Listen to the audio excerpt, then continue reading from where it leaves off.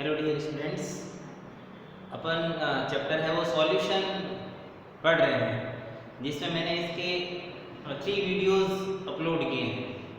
अपन कल आइडियल और non ideal solution की बात कर रहे थे। किसके अंदर? वीडियो जो थर्ड था, जो पार्ट थर्ड था उसके अंदर, जिसमें मैंने आइडियल सॉल्यूशन के बारे में आपको बहुत कुछ बातें बताई थी, जिसमें अपन बात कर रहे थे राउल्स लॉ की। तो मैं थोड़ा सा रिपीट कर देता हूँ कि आइडियल सॉल्यूशन क्या चीज था। आइडियल सॉल्यूशन में क्या था? राउल्स के लॉ की अनुपालना होती थी। राउल्स के लॉ की अनुपालना होती थी नंबर 1 बात। दूसरा, डेल बी जो मिक्सर था उसमें चेंज 0 था, और डेल एच जो मिक्सर था उसमें चेंज 0 था। गिब्स फ्री एनर्जी नेगेटिव थी, और del S change in the entropy positive था।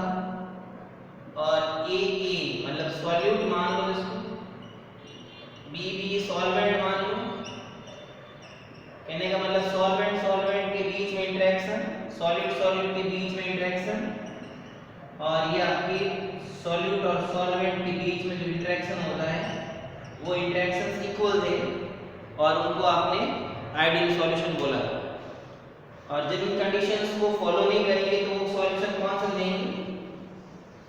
Non ideal solution. क्या हो जाएंगे? नॉन आइडियल सॉल्यूशन हो जाएंगे। ओके, तो मैं बात करता हूं आपके सामने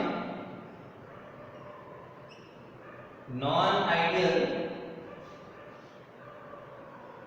सॉल्यूशन। नॉन आइडियल सॉल्यूशन बराबर। नॉन आइडियल सॉल्यूशन कोई ऐसा टिपिकल नहीं है, बहुत इजी है। नॉन आइडियल सॉल्यूशन में एकदम आइडियल सॉल्यूशन का उल्टा है। ठीक है, इसका मतलब इसकी कंडीशंस क्या क्या बनेगी? ये राउल्स लॉ की अनुपालना नहीं करेगा, राउल्स लॉ का कहना नहीं मानेगा।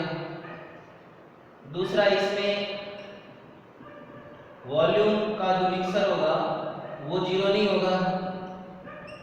डेल एच मिक्सर होगा वो 0 नहीं होगा। ये मैंने कल आपको बातें बता दी थी।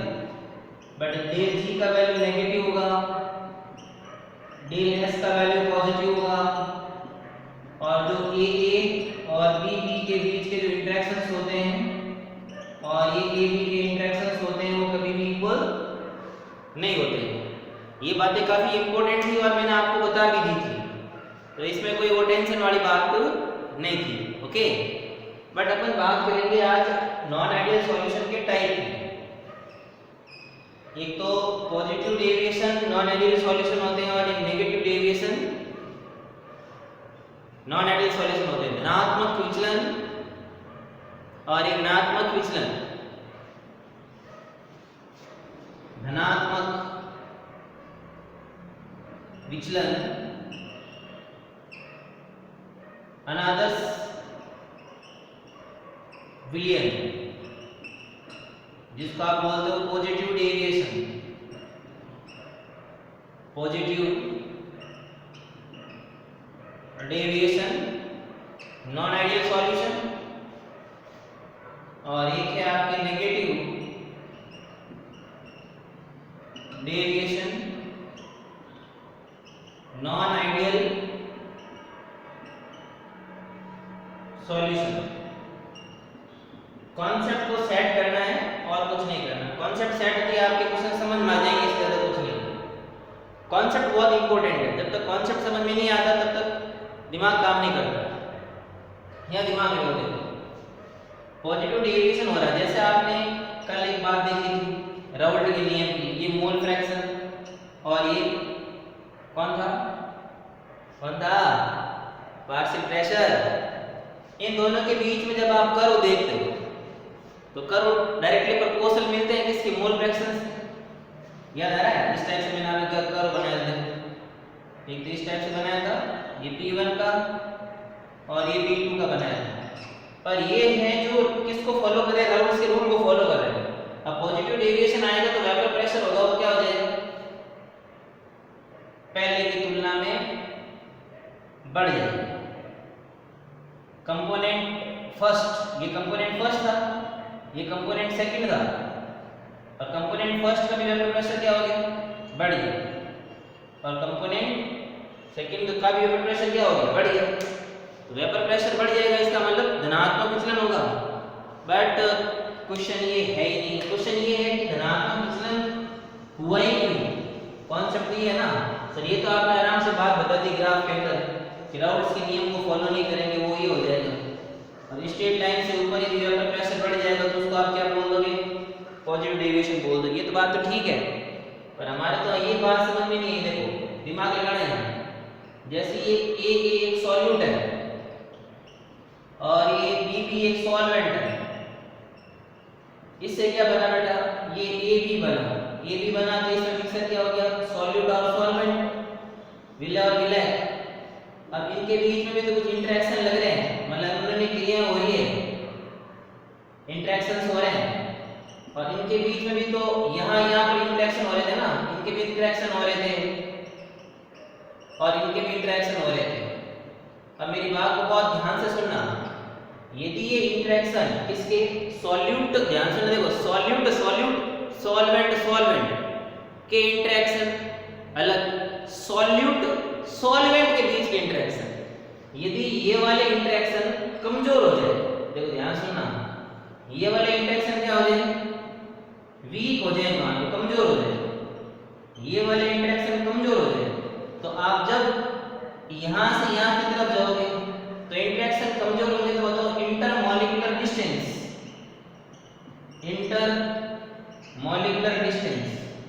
अंतरा आणविक दूरियां क्या होगी, बढ़ेगी। इंटरमॉलिक्यूलर डिस्टेंस कम है तो वॉल्यूम क्या होगा, बढ़ेगा, एक्सपेंशन होगा। इसका मतलब इधर जा रहे तो इंटरेक्शंस क्या होना चाहिए, ध्यान से सुनना। देखो इंटरेक्शन क्या हो रहे हैं, कमजोर, इंटरेक्शन कमजोर हो रहे तो इंटरमॉलिक्यूलर डिस्टेंस क्या होगी, बढ़ेगी। इंटरमॉलिक्यूलर डिस्टेंस बढ़ेगी तो अणुओं के बीच में क्या होगा, प्रसार, एक्सपेंशन। और एक्सपेंशन होगा, ध्यान से सुनना, एक्सपेंशन होगा तो वॉल्यूम भी क्या होगा, बढ़ेगा। इसका मतलब वॉल्यूम पहले जितना तो नहीं है ना, अब एक्सपेंशन बढ़ा मतलब वेपर्स बढ़े, और वेपर्स बढ़े इसका मतलब वेपर प्रेशर भी बढ़ा, वाह नहीं हुआ। तो पहले की तुलना में वेपर प्रेशर क्या हो गया, बढ़ गया। पहले की तुलना में, कौन सा पहले की तुलना में, जो राउल्ट ने प्रेडिक्ट किया था, जो राउल्ट ने क्या किया था, प्रेडिक्ट किया था, मतलब जो राउल्ट ने निर्धारित किया था, राउल्ट ने जो निर्धारित किया था उसकी तुलना में वेपर प्रेशर बढ़ जाता है, क्योंकि इंटरेक्शन में क्या हो जाते हैं, चेंजेस हो जाते हैं। इसका मतलब कंडीशंस को देखना, दिमाग लगाना। ये रफ कर रहा हूं, कॉन्सेप्ट था, कॉन्सेप्ट तो आपने समझ लिया। अब आपको क्या करना है, दिमाग लगाना है कि कैसे सेट करें सर। ऐसे सेट करो, देखो positive deviation, non ideal solution. इसका मतलब पहला कंडीशन ये है आपके राउल्ट्स लॉ को फॉलो नहीं करता है, नंबर 1 बात, राउल्ट्स लॉ को कभी भी फॉलो नहीं करता है। दूसरे, इसमें जो इंटरेक्शंस होते हैं वो क्या होते हैं, सॉल्यूट और सॉल्वेंट के बीच वाले इंटरेक्शन, क्या बोला, सॉल्यूट और सॉल्वेंट के बीच वाले इंटरेक्शन होते हैं वो कमजोर हो जाते हैं। कहने का मतलब ए एंड बी बी के बीच के जो इंटरेक्शन होते हैं वो स्ट्रांग होते हैं ए बी के इंटरेक्शन के कंपैरिजन में। इसको मैंने मान लिया सॉल्यूट, इसको मैंने मान लिया सॉल्वेंट। ध्यान से सुन लेना, यहाँ से क्वेश्चन आते हैं नीट वगैरह में 100%। तो वॉल्यूम क्या होगा बेटा, नॉट इक्वल टू 0। इसका मतलब वॉल्यूम क्या होगा, बड़ा मतलब क्या होगा, पॉजिटिव। वॉल्यूम बढ़ेगा एक्सपेंशन होगा, तो डेल एच का वैल्यू भी क्या हो जाएगा, पॉजिटिव, क्योंकि रिएक्शंस क्या होंगे, एक्सोथर्मिक। तो del H mixer change in enthalpy not equal to 0। Enthalpy बढ़ता मतलब पॉजिटिव होता है। प्रोसेसेस क्या होते हैं, स्पॉन्टेनियस, क्यों सॉल्यूशन बन रहा है ना, तो स्पॉन्टेनियस प्रोसेस होने चाहिए। और स्पॉन्टेनियस प्रोसेस के लिए डेल जी जिससे फ्री एनर्जी का वैल्यू क्या होगा, नेगेटिव। और ये नेगेटिव कब होगा, जब डेल एस का वैल्यू क्या हो, पॉजिटिव हो, क्योंकि del G is equal to क्या होता है, del H minus T del S. जब इसका वैल्यू पॉजिटिव रहेगा तब तो नेगेटिव पॉजिटिव क्या हो जाएगी, नेगेटिव, और इसकी वैल्यू ज्यादा चांस नेगेटिव आने की रहेगी। ये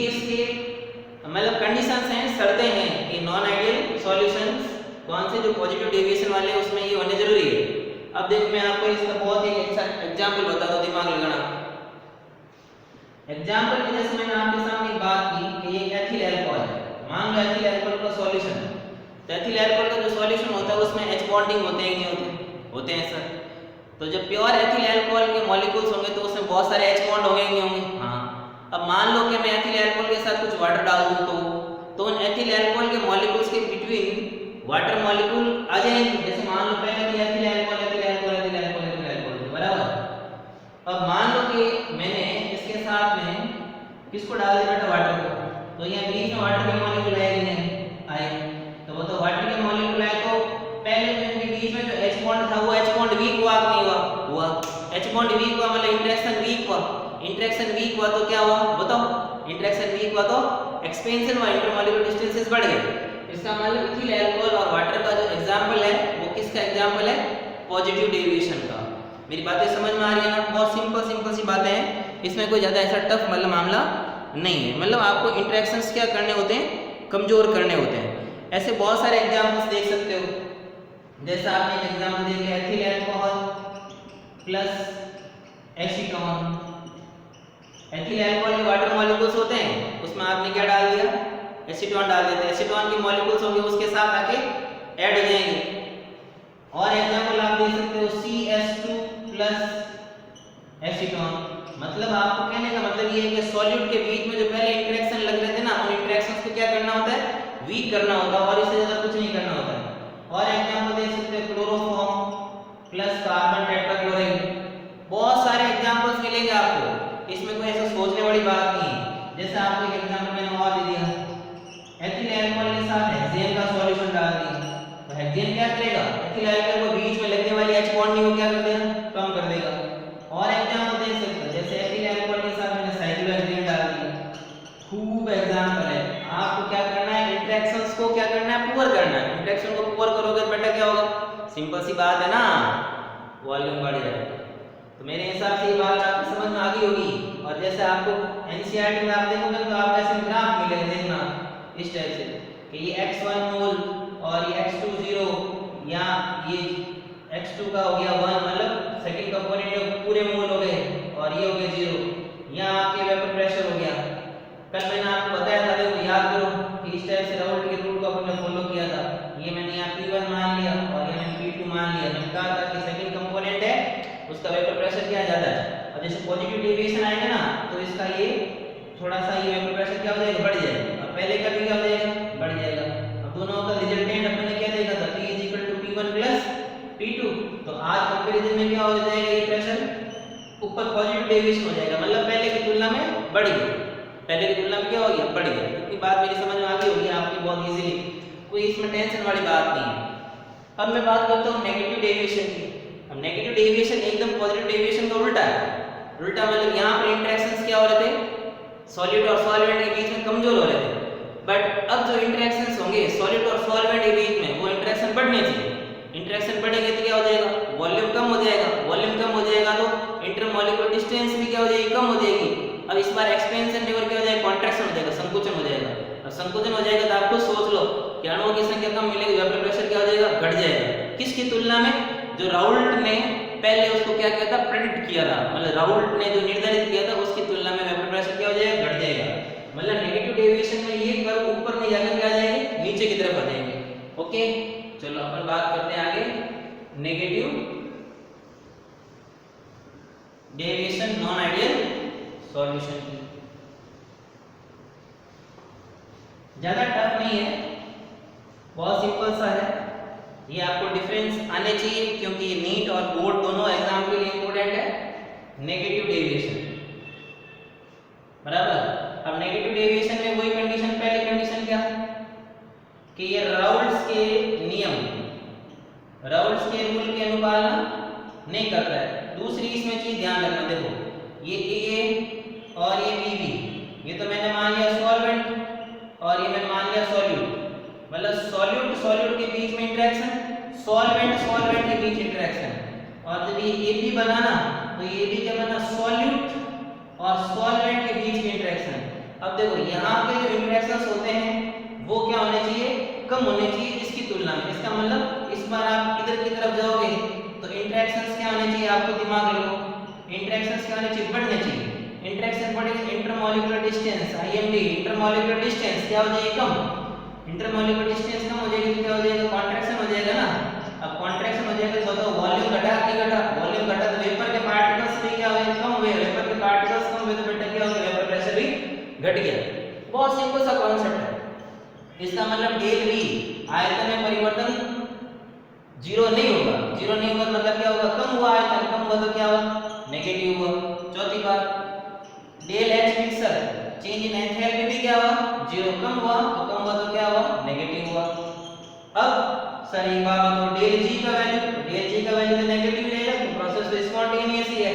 तो डेल एस का वैल्यू नो डाउट पॉजिटिव रहेगा, कोई संदेह नहीं है। ये तो आइडियल सॉल्यूशन हो चाहे नॉन आइडियल सॉल्यूशन हो, दोनों में सेट कर लेना है ना। चाहे आइडियल सॉल्यूशन हो चाहे नॉन आइडियल सॉल्यूशन हो, क्योंकि सॉल्यूशन बनाने के लिए प्रोसेस स्पॉन्टेनियस ही होता है, तो उसमें माथापच्ची करने की ज्यादा जरूरत नहीं है। अब देखो यहाँ दिमाग लोगों सर अपने से ग्राफ बनाया तो बनाओ बेटा ना, कौन करे ग्राफ बनाओ मजे से। अब देखो जैसे कल राउल्ट्स के नियम की पालना कर रहे थे ना अपन, तो पालना करते करते काम करना अपन को, तो दूसरा काम करना ही नहीं है। क्या करना है, राउल्ट के नियम की पालना करनी है। जैसे कंपोनेंट ए के मोल मैंने मान लिया x1 is equal to 1, x2 कितने मान लिए 0।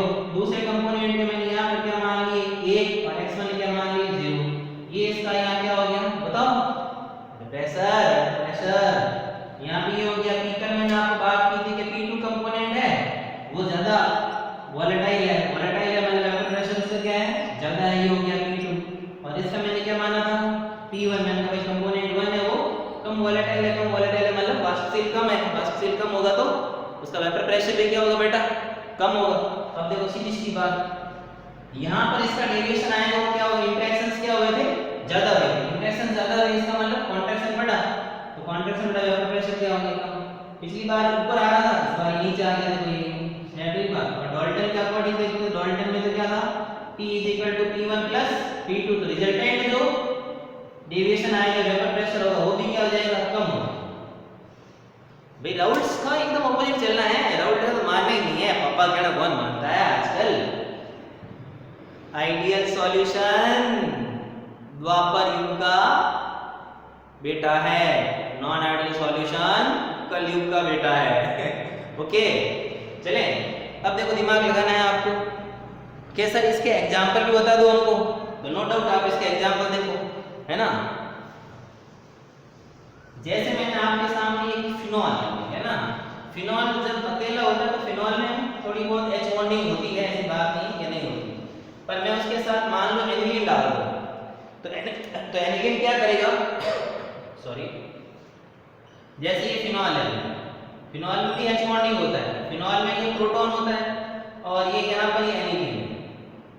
ओके, वही एनिलीन, एनिलीन के पास नाइट्रोजन है, उसके पास लॉन पेयर है, बट फिनॉल का फिनॉक्साइड आयन का प्रोटॉन और एनिलीन पर प्रेजेंट नाइट्रोजन के लॉन पेयर के बीच में स्ट्रॉन्ग H बॉन्ड बन जाता है। अब स्ट्रॉन्ग H बॉन्ड बनेगा तो स्ट्रॉन्ग H बॉन्ड बनेगा तो ये इंटरेक्शंस को क्या कर देगा, बढ़ा देगा, और इंटरेक्शंस को बढ़ा देगा तो मतलब वॉल्यूम को क्या कर देगा, कम, तो वेपर प्रेशर भी कम हो जाएगा मतलब नीचे की तरफ आ जाएगी डेविएशन। कॉन्सेप्ट्स को समझना जरूरी है, यदि आप कॉन्सेप्ट को नहीं समझोगे तो प्रॉब्लम क्रिएट हो जाएगी, ध्यान रखना, ठीक है। दूसरा एग्जांपल आप देख सकते हो, जैसे ये एसीटोन है, ओके, ये एसीटोन और ये हो गया क्लोरोफॉर्म, एसीटोन और क्लोरोफॉर्म। एसीटोन और क्लोरोफॉर्म के बीच में भी क्या बन जाती है, H बॉन्डिंग, ये H बॉन्डिंग, H बॉन्डिंग बनने की वजह से इंटरेक्शंस क्या हो गई, कम हो गई। ऐसे सर और भी एग्जांपल है क्या, आपके दिमाग में H बॉन्डिंग वाला एग्जांपल आने चाहिए, जैसे H2O प्लस फॉर्मिक एसिड, इनके बीच में भी H बॉन्ड होता है, H2O प्लस एसिटिक एसिड, इनके बीच में भी क्या होता है, H2O बनना मतलब H बॉन्ड बनना निर्धारित होता है। H बॉन्ड बनेगा तो नो डाउट 101% कुछ ना कुछ क्या होंगे, इंटरेक्शंस स्ट्रॉन्ग होंगे। और एग्जांपल बता दो सर, एक एग्जांपल और देखो, H2O प्लस नाइट्रिक एसिड, ये काफी इंपॉर्टेंट एग्जांपल है, आता रहता है। ध्यान रखना, नीट में नॉन आइडियल और आइडियल सॉल्यूशन की एक तो कंडीशन बेस्ड क्वेश्चन आते हैं और एक एग्जांपल क्वेश्चन आते हैं, बट बोर्ड के अंदर ओनली सीधे डिफरेंस के क्वेश्चन आते हैं। बराबर। चलो भाई आगे चलते हैं। तो मैंने आपको आइडियल नॉन आइडियल सॉल्यूशन की बात बता दी। आज मैं आपको बताऊंगा इससे आगे एजियोट्रॉपिक मिक्सचर क्या होते हैं। एजियोट्रॉपिक मिक्सचर के बाद में मैं आपको बताऊंगा सॉलिड का लिक्विड में क्या होना, सॉल्युबल होना, और उसमें वेपर प्रेशर में क्या चेंज आना, वो इंपॉर्टेंट है। एजियोट्रॉपिक मिक्सचर, एजियोट्रॉपिक मिक्सर जिसको आप हिंदी में बोलते हो स्थिर क्वाथी मिश्रण, स्थिर क्वाथी मिश्रण। ये राउल्ट्स और नॉन आइडियल और आइडियल सॉल्यूशन से जुड़े हुए, नॉन आइडियल सॉल्यूशन से जुड़े हुए होते हैं, इसलिए मतलब अपन इनको पढ़ लेते हैं। सबसे इंपॉर्टेंट चीज है भाई एजियोट्रॉपिक मिक्सचर क्या तरीके से है। यदि हमको एजियोट्रॉपिक मिक्सचर का पता ही नहीं हो तो हम फिर कैसे काम करेंगे सर। तो एजियोट्रॉपिक मिक्सचर में 4 कंडीशंस आपके दिमाग में सेट होनी चाहिए। नंबर 1, इनके बॉइलिंग पॉइंट्स हमेशा क्या होते हैं, फिक्स होते हैं, और ये डबल कंपोनेंट, ठीक है ना, द्विअंगी मिश्रण होते हैं, मतलब 2 अंगों का 2 कंपोनेंट्स मिक्सर होते हैं। नंबर 1 बात 2 कंपोनेंट मिक्सर होते हैं। दूसरी बात इनके बॉइलिंग पॉइंट्स क्या होते हैं, फिक्स होते हैं। नंबर 1 क्या बोला कि ये 2 कंपोनेंट मिक्सर होते हैं। दूसरा एक तो इनके बॉइलिंग पॉइंट क्या होते हैं, फिक्स होते हैं। तीसरी बात, जब जो 2 कंपोनेंट को मिलाया जाता है उनको कभी भी अपन परभाजी आसवन मतलब फ्रैक्शनल डिस्टिलेशन से कभी उनको अपन सेपरेट नहीं कर पाते। 3 चीजें आपके दिमाग में पक्की सेट होनी चाहिए।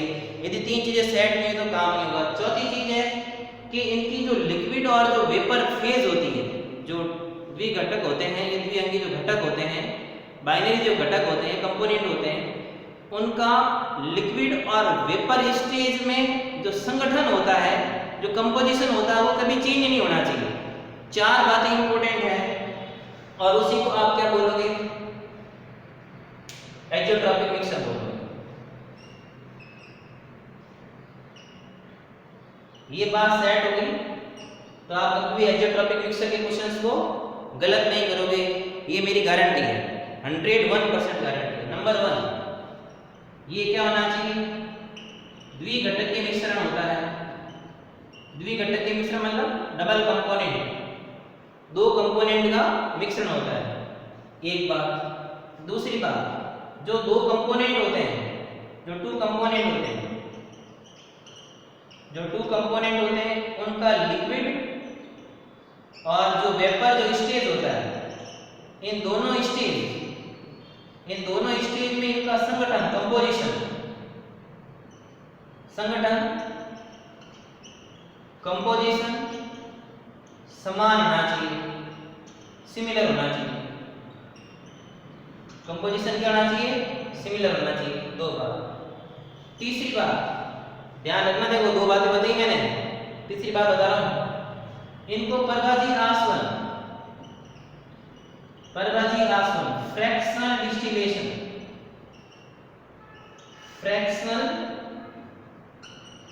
डिस्टिलेशन, से सेपरेट नहीं कर सकते, दिमाग में क्वेश्चन डेवलप होता है, सर क्यों नहीं कर सकते फ्रैक्शनल डिस्टिलेशन से? फ्रैक्शनल डिस्टिलेशन तो प्यूरिफिकेशन का बहुत ही अच्छा मेथड है। तो फ्रैक्शनल डिस्टिलेशन में क्या होता है कि 2 कंपोनेंट होते हैं, उनके बीच में कम से कम बॉइलिंग पॉइंट का डिफरेंस होना जरूरी होता है। जबकि एजियोट्रॉपिक मिक्सचर में बॉइलिंग पॉइंट कांस्टेंट रहना चाहिए, ये बहुत इंपॉर्टेंट है। बॉइलिंग पॉइंट वेरिएबल नहीं होना चाहिए। बॉइलिंग पॉइंट यदि वेरिएबल हो गया तो फिर वो एजियोट्रॉपिक मिक्सचर नहीं होगा, ये ध्यान रखना। तो एजियोट्रॉपिक मिक्सचर की आपको 4 कंडीशंस बताई, कौन सी बताई? एक तो ये द्विघटकीय होता है, दूसरा 2 कंपोनेंट होते हैं, तीसरा परभाजी आसवन से सेपरेट नहीं कर सकते, और बॉइलिंग पॉइंट कांस्टेंट होता है। 2 कंपोनेंट में लिक्विड और वेपर स्टेज जो होती है उसमें संगठन समान होता है। मेरे हिसाब से शायद आपको यहाँ तक कोई भी डाउट नहीं आया होगा। अब मैं बात करूंगा एजियोट्रॉपिक मिक्सचर के टाइप का। एजियोट्रॉपिक मिक्सचर 2 टाइप का होता है, एक तो मिनिमम बॉइलिंग एजियोट्रॉपिक मिक्सचर और एक मैक्सिमम बॉइलिंग एजियोट्रॉपिक मिक्सचर। ये भी क्या होते हैं, राउल्ट्स के नियम या राउल्ट्स के नियम के विचलन के आधार पर इनको क्लासिफाइड किया जाता है। एक तो आपके होता है minimum boiling azeotropic mixture, minimum boiling azeotropic mixture, न्यूनतम क्वाथी एजियोट्रॉपिक मिक्सचर, ये न्यूनतम क्वथनांक स्थिर क्वाथी मिश्रण, और ये था मैक्सिमम बॉइलिंग एजियोट्रॉपिक मिक्सचर। दोनों क्या चीजें हैं और दोनों में डिफरेंस क्या है? सबसे इंपॉर्टेंट चीज ये है, जब तक ये आपकी चीज समझ में नहीं आएगी तब तक देखो दिमाग ध्यान से। मिनिमम का मतलब बॉइलिंग पॉइंट क्या होना चाहिए? कम होना चाहिए। खुद सोचो बॉइलिंग पॉइंट कब होगा? जब वेपर प्रेशर ज्यादा होगा, है ना? क्योंकि बॉइलिंग पॉइंट और वेपर प्रेशर क्या होते हैं? इनवर्सली प्रोपोर्शनल होते हैं। समझ में आ रही मेरी बात कि नहीं आ रही? अब बॉइलिंग पॉइंट कम हो रहा है मतलब वेपर प्रेशर ज्यादा हो रहा है, इसका मतलब राउल्ट्स के द्वारा प्रेडिक्ट किए गए वेपर प्रेशर से इसका वेपर प्रेशर क्या होगा? ज्यादा होगा। इसका मतलब इसमें जो धनात्मक विचलन, ध्यान सुनना, धनात्मक विचलन वाले, पॉजिटिव डेविएशन वाले नॉन आइडियल सॉल्यूशंस को कंसीडर किया जाता है। और ये वाले क्या होंगे? मैक्सिमम बॉइलिंग हो रहा है, तो वेपर प्रेशर की वजह से कम, इसका मतलब नेगेटिव डेविएशन वाले जो राउल्ट्स के जो कंपोनेंट होंगे वो इसमें कंसीडर किए जाएंगे। सही, मेरे हिसाब से आपकी ये चीज समझ में आ गई होगी। ओके, इसके एग्जांपल्स आप देख सकते हो। सबसे इंपॉर्टेंट इसका एग्जांपल है वो है ethyl alcohol plus H2O 95% ethyl alcohol, जो आप फर्मेंटेशन से फाइंड आउट करते हो। फर्मेंटेशन जो होता है ना, फर्मेंटेशन उससे आप फाइंड करते हो, शुगर के फर्मेंटेशन से। और इसका जो एक एग्जांपल है वो है आपकी HNO3 plus H2O। Okay, next class में बेटा अपन पढ़ेंगे कोलिगेटिव प्रॉपर्टी, अणुसंख्यीय गुणधर्म। Okay, thanks.